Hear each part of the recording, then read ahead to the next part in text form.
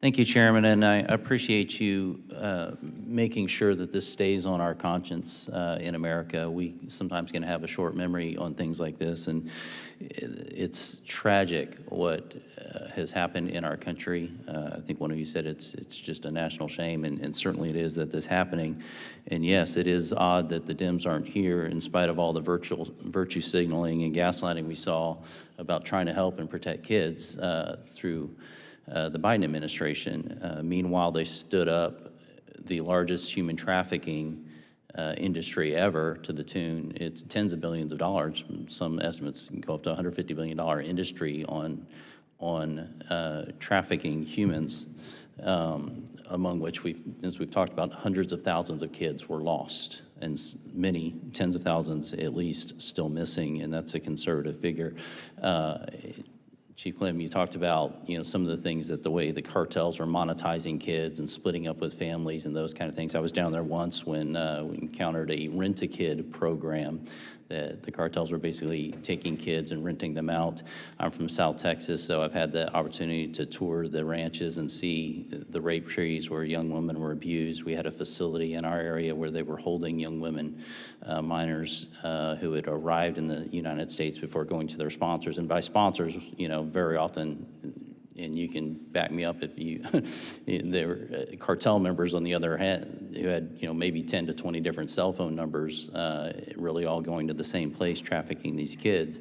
I had the opportunity to tour the facility, and we even went in some of the rooms while they were away at lunch and noticed the artwork on the wall of these young women who had come to our country wasn't, yay, I'm happy to be in the U.S. It was, I miss mom.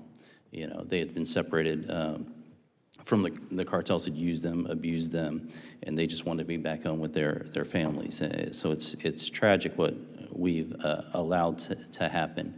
Mr. Rosas, I've seen you down at the border on a number of my visits there. You talked about the cartels are, in a sense, they haven't put this away as a business idea. They're still looking to do this. That's right. That's your testimony, right? Absolutely, they're waiting. And what I would just say really quickly, as you know, during this crisis, it was actually more profitable to traffic humans in certain sectors than drugs. I mean that's insane to think about. Yeah, and the cartel mindset, when I would go down there and talk to experts like you, the cartel mindset was, in a sense, like drugs are a one-time income revenue stream, humans are residual income. And the humans wanted to be caught, because if a drug shipment gets intercepted, they lose that money. But now, because of the incentives during that time, people were willing to be caught by Chief Clem's men. Yeah. Dr. Sadolsky, you've interviewed a number of these cartel members. In your estimation, are they just kind of biding their time at the moment? Is this profit motive they've given up on? Absolutely. The model is still there, for them to traffic children through the border. They're just waiting for more open border opportunity. If I may, sir, you had touched on a point about them transferring the children to cartels within the United States. That's something I've studied in terms of what happens when the cartels bring the kids to the border. A lot of what we've seen is that they'll provide a false name for the child, a false identification, sometimes a false nationality. They depend then on the transnational criminal organization network to then actually do the labor trafficking of the child.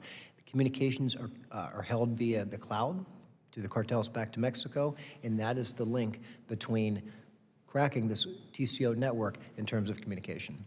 And labor trafficking, some of that's sex trafficking as well.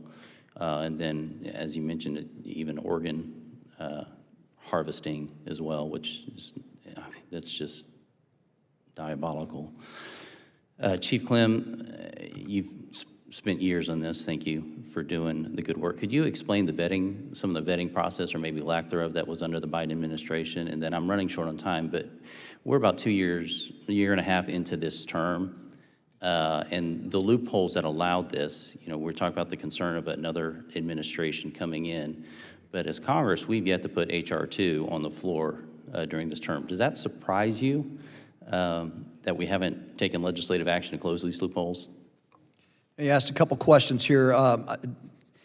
I am surprised that we haven't been able to get H.R. 2, which to me was a great bill. It would do all the things that we need to do, at least an initial if I'm understanding the right bill. That is the step in the absolute right direction, and I would support that.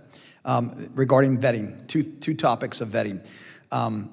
At the border, when they're encountered, our vetting system is only as good as the information we have. So when you're from a third world country with no record collections or any, we'll never know if you're a serial killer or you're a terrorist. So we won't know.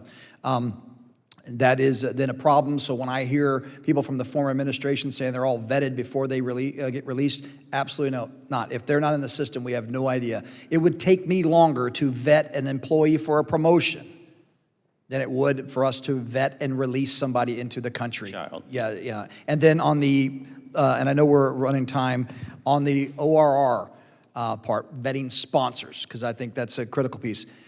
We were discovering that it was laughable at what they were using to justify sponsor. Photoshops, fraud documents, sometimes no documents, what I would call glamour shot pictures of showing biological references, like people's feet being missing in the picture.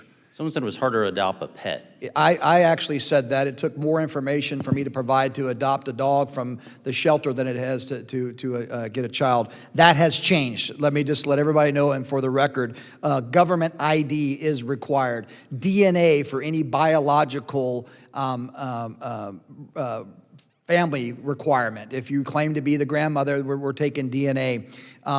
All adult household members are having their FBI fingerprints checked to make sure that we're not releasing them to a criminal who's living in the household. There are actually home studies and suitability studies being conducted again, as opposed to just allowing that to go on based on somebody's words. So this is why it does tick me off that there's not members of the Democratic Party here to see that this is about protecting children.